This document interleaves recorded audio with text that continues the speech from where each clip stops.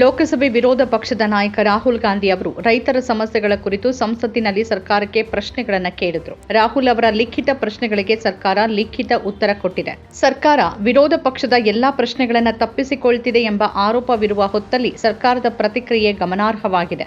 ಆದರೆ ಪ್ರಶ್ನೆಗಳಿಗೆ ನಿಜವಾಗಿಯೂ ಸರ್ಕಾರ ಕೊಟ್ಟ ಉತ್ತರಗಳು ಸ್ಪಷ್ಟವಾಗಿದೆಯಾ? ಕಾಂಗ್ರೆಸ್ ಪಕ್ಷ ರಾಹುಲ್ ಗಾಂಧಿ ಸರ್ಕಾರಕ್ಕೆ ಕೇಳಿದ ಪ್ರಶ್ನೆಗಳ ಪಟ್ಟಿಯನ್ನು ಹಂಚಿಕೊಂಡಿದೆ. ರಾಹುಲ್ ಗಾಂಧಿ ಕೇಳಿದ ಮೊದಲ ಪ್ರಶ್ನೆ 2021ರಲ್ಲಿ ರೈತರಿಗೆ ನೀಡಿದ ಭರವಸೆಗಳನ್ನು ಈಡೇರಿಸಲಾಗಿದೆಯಾ ಅನ್ನೋದು. 2021ರಲ್ಲಿ ರೈತರ ಪ್ರತಿಭಟನೆ ಸಮಯದಲ್ಲಿ ಸರ್ಕಾರ ಎಲ್ಲ ಬೆಳೆಗಳಿಗೆ ಕಾನೂನುಬದ್ಧವಾಗಿ ಖಾತ್ರಿಪಡಿಸಿದ ಕನಿಷ್ಠ ಬೆಂಬಲ ಬೆಲೆ ಜಾರಿಗೆ ತರುವ ಬಗ್ಗೆ ಪರಿಗಣಿಸುವುದಾಗಿ ಭರವಸೆ ನೀಡಿತ್ತು. ಎರಡನೇ ಪ್ರಶ್ನೆ, ಅದನ್ನ ಕಾರ್ಯಗತಗೊಳಿಸೋಕೆ ಸಾಧ್ಯವಾಗದೇ ಇದ್ರೆ ಅದಕ್ಕೆ ಕಾರಣ ಏನು ಅನ್ನೋದು. ಮೂರನೇದು, ರೈತರಿಗೆ ಎಂಎಸ್ಪಿ ಬೋನಸ್ ನೀಡುವ ಪದ್ಧತಿ ನಿಲ್ಲಿಸುವಂತೆ ಸರ್ಕಾರ ರಾಜ್ಯ ಸರ್ಕಾರಗಳಿಗೆ ಪತ್ರ ಬರೆದಿದ್ಯಾ?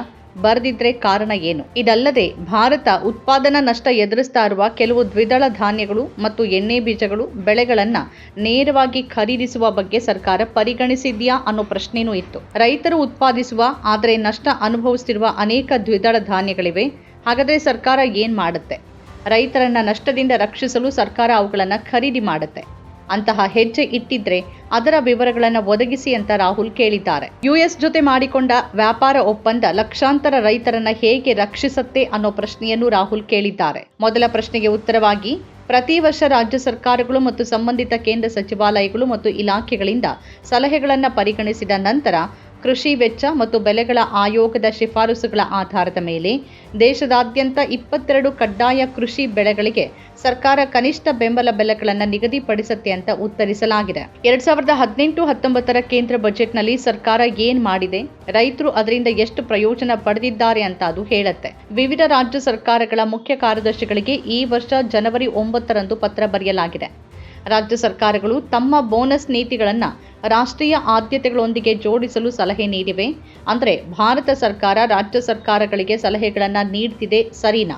ಅಂತಿಮವಾಗಿ ಸರ್ಕಾರ ರೈತರಿಗೆ ಬೆಂಬಲ ಬೆಲೆ ಖಚಿತಪಡಿಸಿಕೊಳ್ಳಲು ಭಾರತೀಯ ನಿಗಮ ಮತ್ತು ಇತರ ಗೊತ್ತುಪಡಿಸಿದ ರಾಜ್ಯ ಸಂಸ್ಥೆಗಳ ಮೂಲಕ ಧಾನ್ಯಗಳು ಮತ್ತು ಒರಟಾದ ಧಾನ್ಯಗಳನ್ನು ಖರೀದಿ ಮಾಡುತ್ತೆ ಅಂತ ಹೇಳಲಾಗಿದೆ. ದೇಶೀಯ ಉತ್ಪಾದನೆ ಪ್ರೋತ್ಸಾಹಿಸಲು ಮತ್ತು ರೈತರಿಗೆ ಲಾಭದಾಯಕ ಬೆಲೆಗಳು ಸಿಗತ್ತೆ ಅಂತ ಖಚಿತಪಡಿಸಿಕೊಳ್ಳೋಕೆ ದ್ವಿದಳ ಧಾನ್ಯಗಳ ಬಗ್ಗೆ ಕೇಳಲಾದ ಪ್ರಶ್ನೆಗೆ ಹೆಚ್ಚುವರಿಯಾಗಿ ದ್ವಿದಳ ಧಾನ್ಯಗಳ ಸ್ವಾವಲಂಬನೆ ಮಿಷನ್ ಅಡಿಯಲ್ಲಿ ಕೇಂದ್ರ ನೋಡಲ್ ಏಜೆನ್ಸಿಗಳ ಮೂಲಕ ಸಂಪೂರ್ಣವಾಗಿ ನೋಂದಾಯಿತ ರೈತರಿಂದ ಖರೀದಿ ಮಾಡಲಾಗ್ತಿದೆ ಅಂತ ಹೇಳಿದೆ. ವ್ಯಾಪಾರ ಒಪ್ಪಂದದ ಬಗ್ಗೆ ಕೇಳಲಾದ ಪ್ರಶ್ನೆಗೆ ಉತ್ತರದಲ್ಲಿ ವ್ಯಾಪಾರ ಸಂಬಂಧಿತ ವಿಷಯಗಳ ಬಗ್ಗೆ ರೈತರ ಹಿತಾಸಕ್ತಿಗಳನ್ನು ರಕ್ಷಿಸಲು ಸರ್ಕಾರ ಕಾಲಕಾಲಕ್ಕೆ ಸೂಕ್ತ ನಿರ್ಧಾರಗಳನ್ನು ತೆಗೆದುಕೊಳ್ಳುತ್ತೆ ಅಂತ ಹೇಳಲಾಗಿದೆ. 2021ರ ನಂತರ ಎಂಎಸ್ಪಿ ಕುರಿತ ಭರವಸೆ ಏನಾಯ್ತು ಅನ್ನೋದು ಪ್ರಶ್ನೆಯಾಗಿತ್ತು. ಆದರೆ ಸರ್ಕಾರದ ಈ ಉತ್ತರ ಅಸ್ಪಷ್ಟವಾಗಿದೆ. ಇದು ಸರ್ಕಾರದ ಸ್ಥಿತಿ.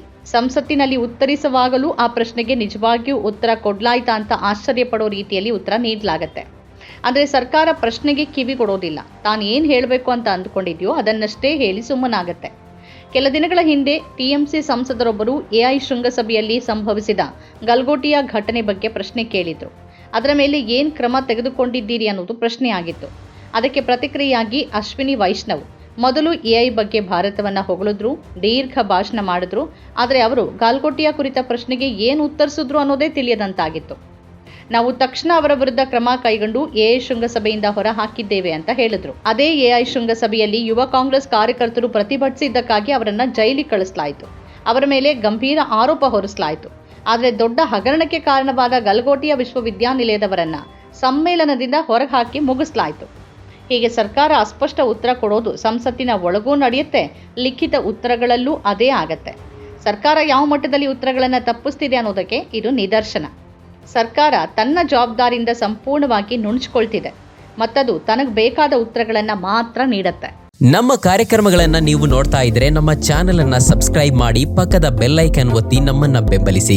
ಹಾಗೆ ನಮ್ಮ ಕಾರ್ಯಕ್ರಮಗಳನ್ನ ಲೈಕ್ ಮಾಡಿ, ಕಮೆಂಟ್ ಮಾಡಿ, ಅದನ್ನ ಬೇರೆಯವರಿಗೂ ವಾಟ್ಸ್ಆಪ್ ಮೂಲಕ ಶೇರ್ ಮಾಡಿ.